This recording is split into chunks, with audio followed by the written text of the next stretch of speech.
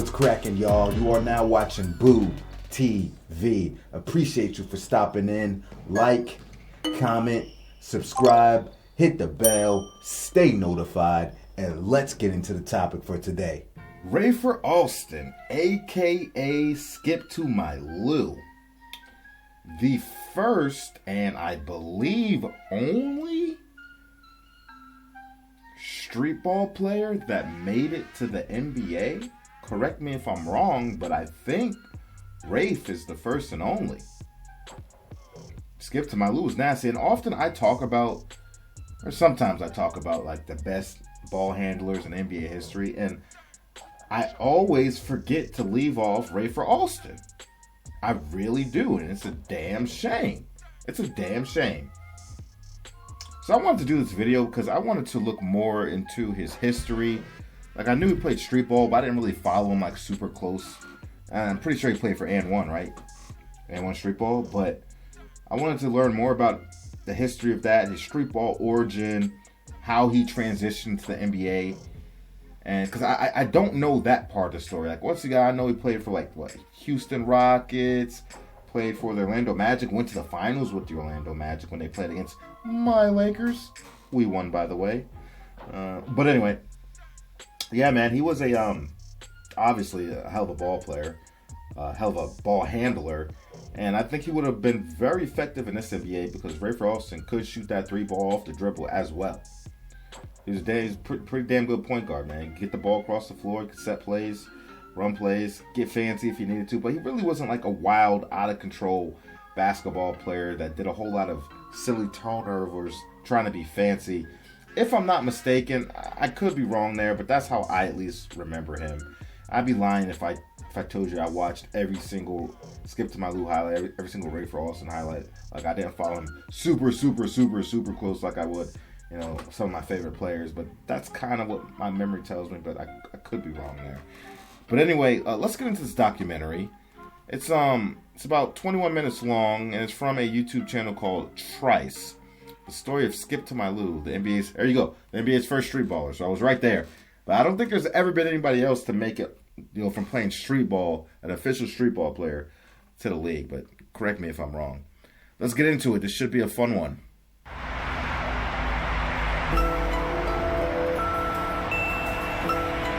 Man, Jamaica, Queens, rough. The height of the crack epidemic.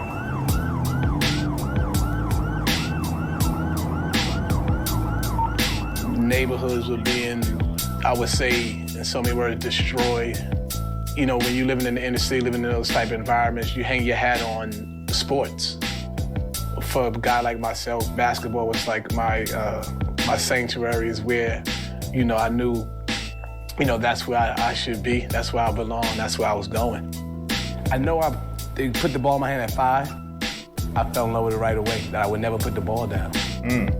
Late 70s, early 80s, I was going with your mother to send you to the store, and I would hold the groceries in one hand, to pass the bag, and dribble the ball. And if this arm got tired, I try to hurry up and switch. Sometimes you drop the bag, the eggs break.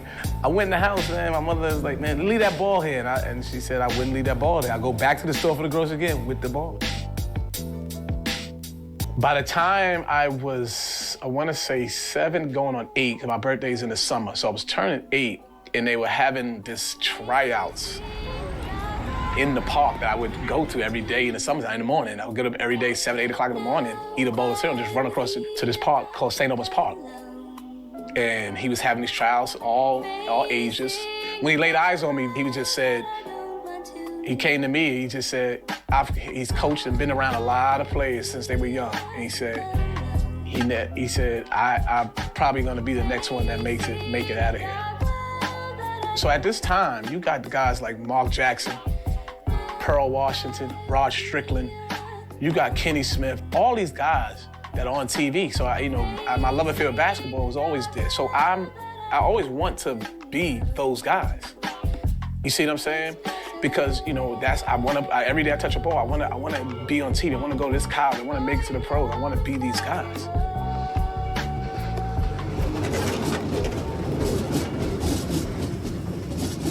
From a young age, Rayford Jamel Alston had built a reputation in the hoops world of New York City. You see, with a long line of basketball greats who would come up through the streets of its boroughs, people are always looking for who has next. Something that the coach at Benjamin Cardozo High School saw in Alston. So when I went to the Cardozo High School, my first 2 years I was playing. My first year I played, him and I were getting back for because I felt I was one of the best guards. I was better than the senior at the time, but he felt I was small, I was thin. But then in my sophomore year, I was the man of the team. I was averaging 25 points per game. I played the whole year. We lost in the playoffs. My junior year, that's when I started being more of a truant.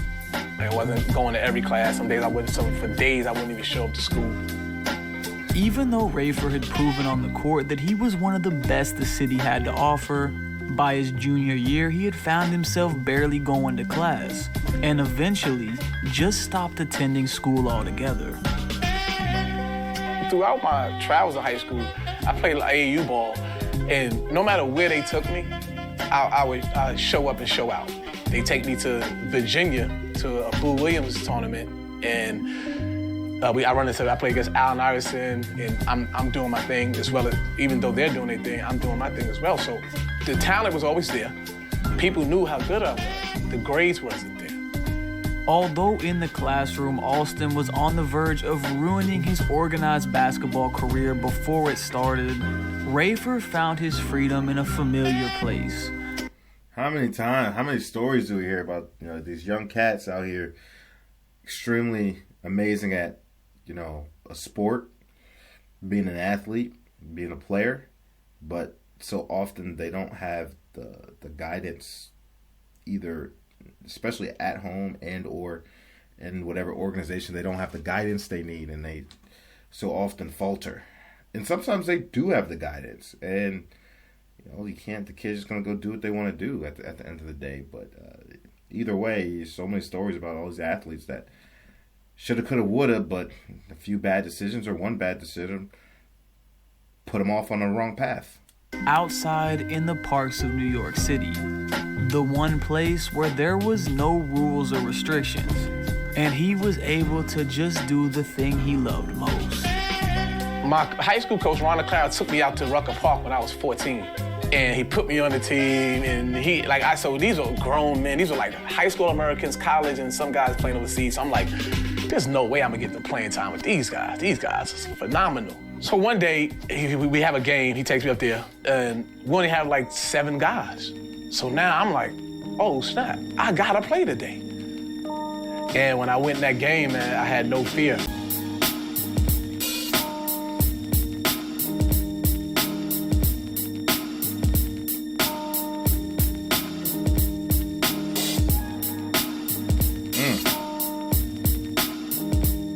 I'm just weaving through the defense, throwing passes, and the crowd is getting off their feet. I'm like, I'm doing something out here with these grown-ups. Because this is like a pro-am league. This is the creme de la creme of summer tournaments in New York City, and they was calling me the Energizer. And they was like, here comes the Energizer, because he keeps going. Dang. So I'm like, oh snap! They gave me a nickname, so I come back the next time, and everybody's like, man, we want to see the Energizer get in.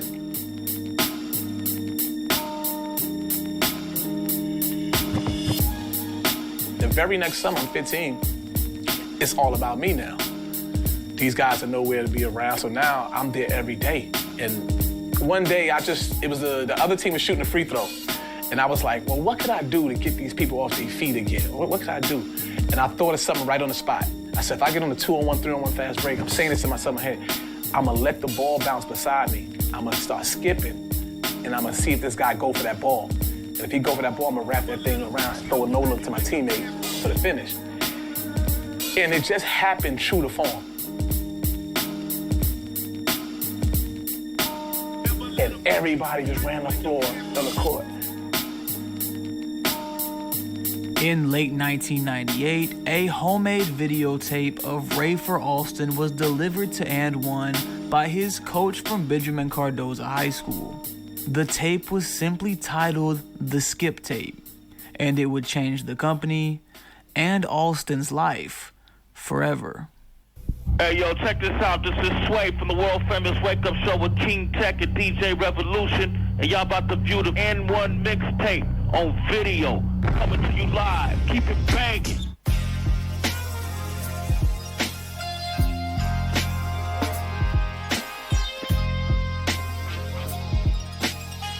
By the time I was 16, they was classifying me as a streetball legend. And it was, people think because of mainly Rucker Park, but because I didn't have the storybook career, most of my basketball was in all the tournaments in New York City. Well, I don't know if you ever heard of West 4th Street.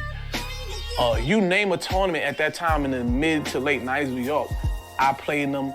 People would follow, they'll find out what team I'm on in some of these tournaments, and they'll get to that part. I don't care if I was playing in the Bronx, Queens, Brooklyn, Manhattan, Long Island. They would get there because they're like, I gotta watch this kid play.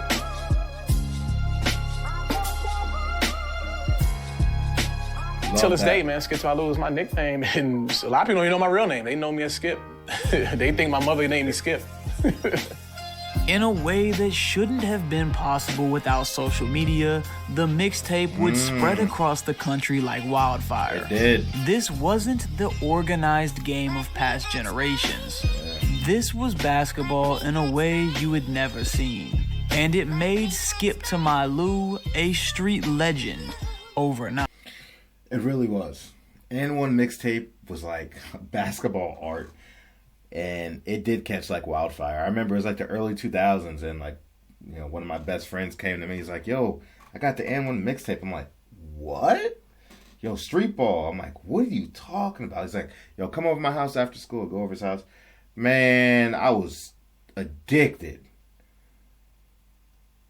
to those N1 mixtapes. Believe me. My favorite N1 baller was Hot Sauce. He had the hot sauce wide crossover, then he do it like this, and then put it like that, and then catch it wide like that, hit him with that sizzle and that shake. Yeah, man. The Professor, Escalade. Through my whole travels, the NBA was always the goal. From the time I was introduced to basketball, I'm in those playgrounds by myself. Imagine myself being Dr. J. I imagine myself being Isaiah Thomas. I'm imagining myself being Larry Bird, right? Magic Johnson, all these guys. So the NBA was always my thing. I always knew how to play the game of basketball the right way. Alston never gave up on the dream that had made him fall in love with the game. And although he had to get his GED to finish high school, Rafer was ready for the next chapter. So now I'm forced to go to JUCO, and I'm like, okay, now I have to buckle down. I didn't have the grades to go to those big-time schools, so there was no reason for them to recruit me. So when I went to junior college, you know, everything worked out. I mean, I was doing what I needed to do in the classroom and on the court. And those same schools were coming back around once they realized that where I was at, and I was a JUCO All-American. As a junior, Rafer would elect to attend Fresno State University, playing for the legendary Jerry Tarkanian and the Bulldogs.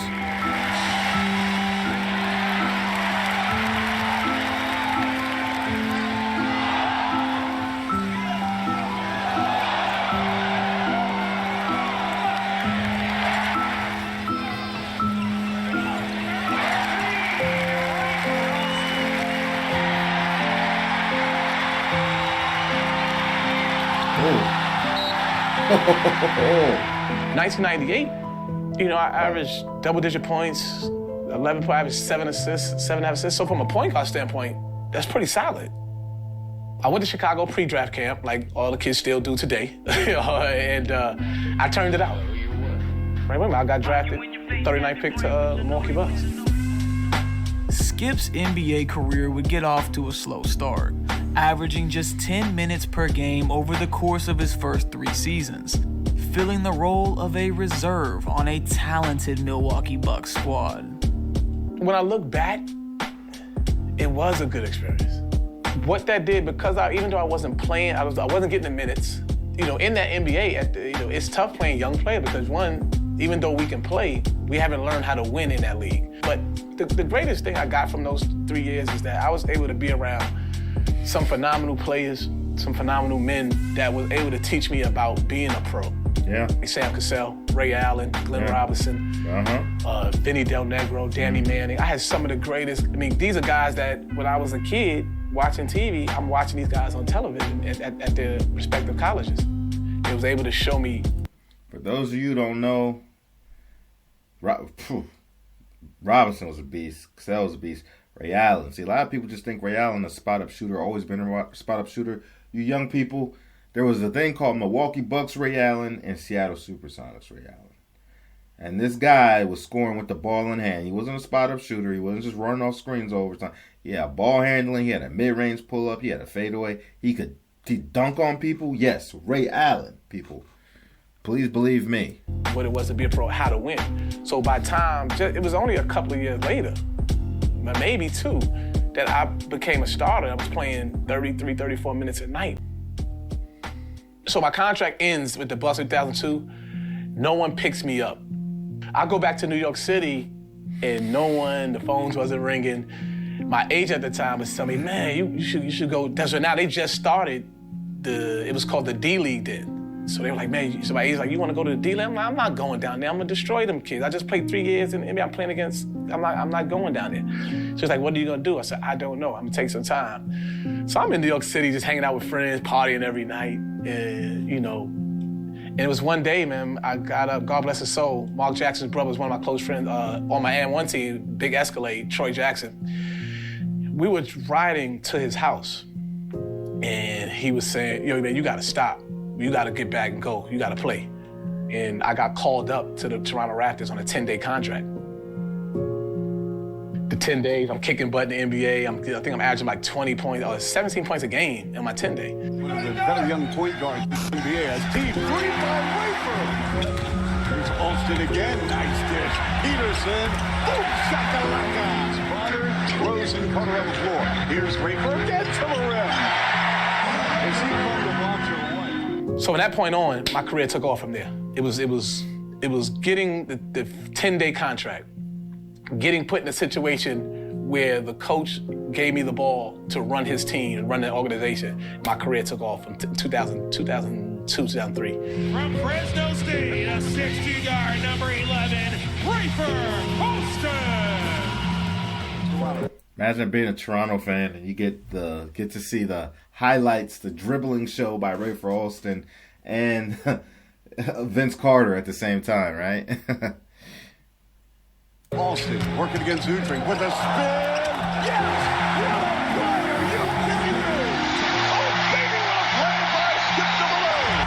And I think sometime in 2002, if I'm not mistaken, Vince Carter had a knee injury, like jumper's knee or knee tendinosis of the knee. And I think he missed some significant time, so that was probably more exposure for Rafer in the absence of VC.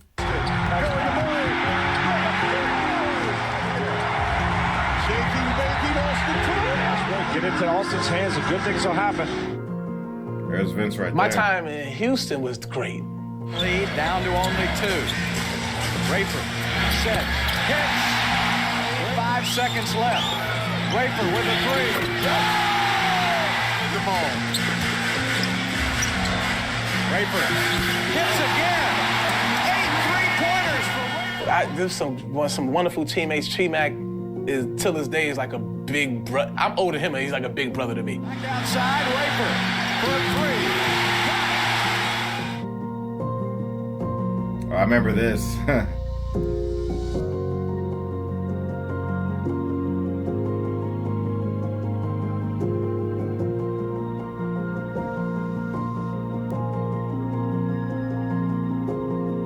We won 22 games in a row, which was unheard of. I remember that. I remember that.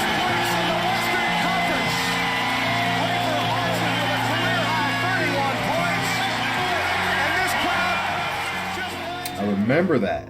The defining moment of Rafer's NBA career would come in 2009, when the Orlando Magic, one of the top teams in the Eastern Conference, traded for Alston to replace their injured all-star point guard Jameer Nelson.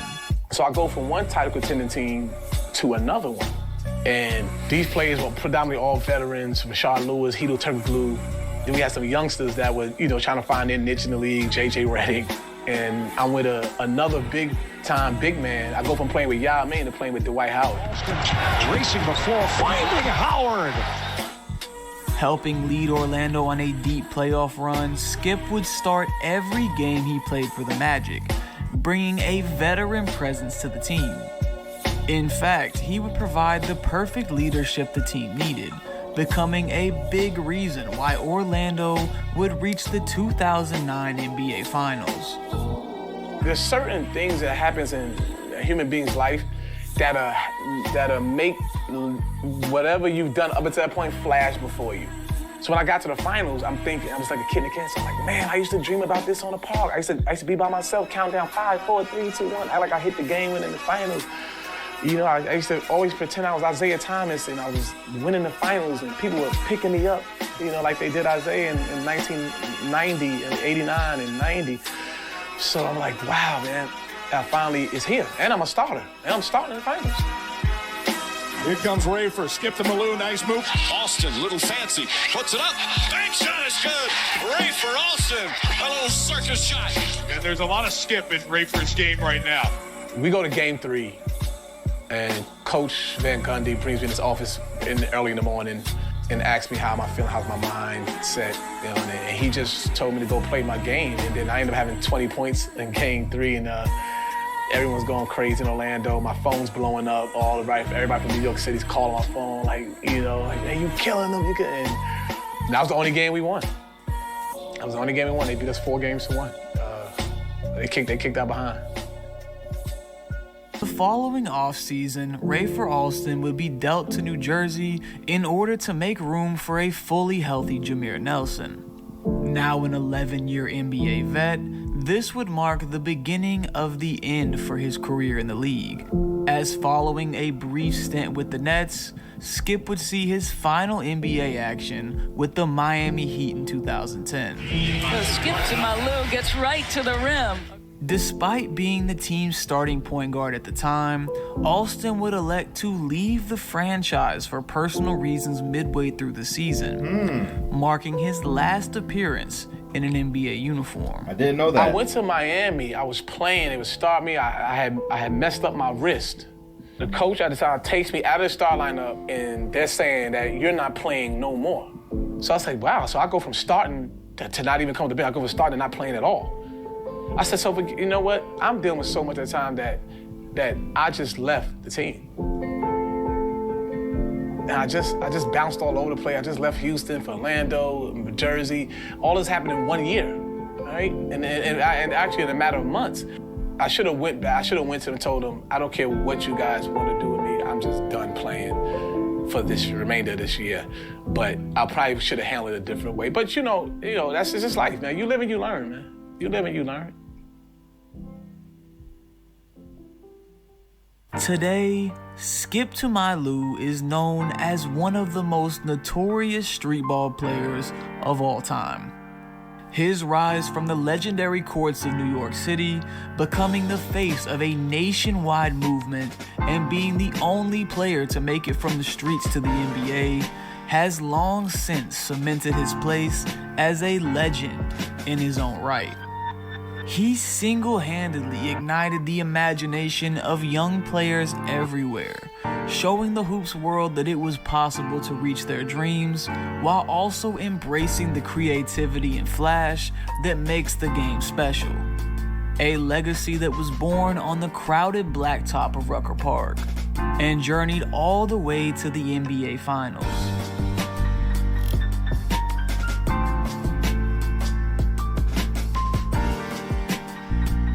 Journey is a journey I put myself through. I was able to get myself out of it by go back to high school and not playing, not going to school.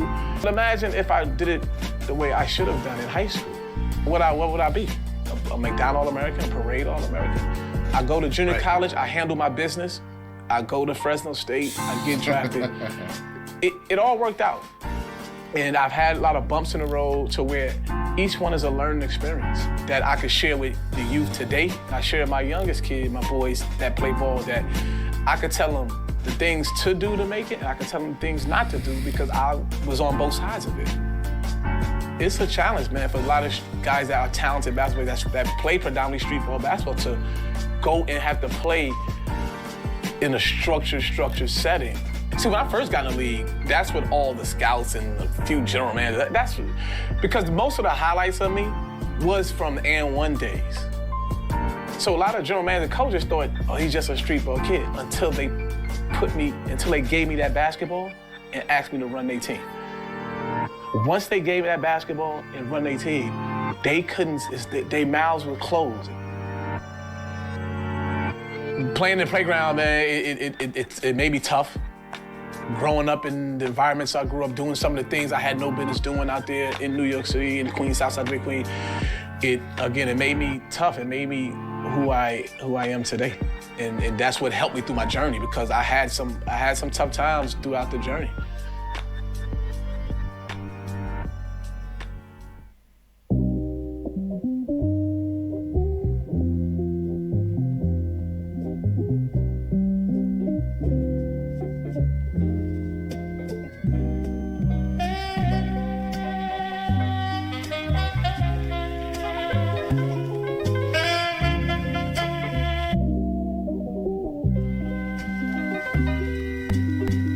That was good. That was a great documentary. I got to check out Trice more often, man. I'm sure he has some other basketball-related content, more documentaries I could sink my teeth into. But Rafer Alston, I like what he said there about his son, and you should do that as a parent.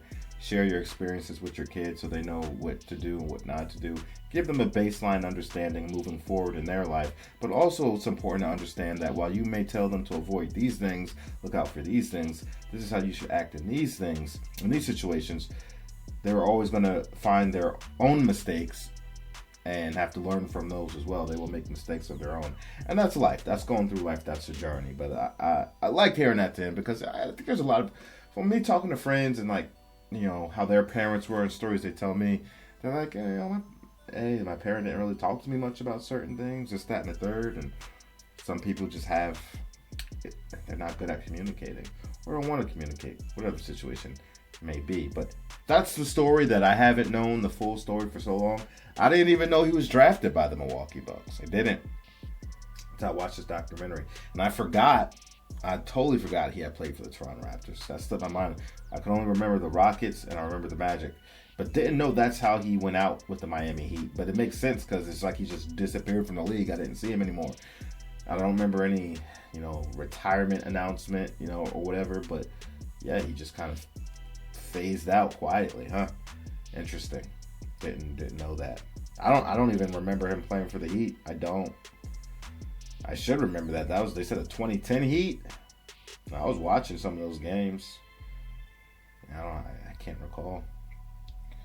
Great story though, man. Great story. I don't know if we will ever see street ball isn't as popular as it used to be at its peak when the and-1 mixtape was bumping.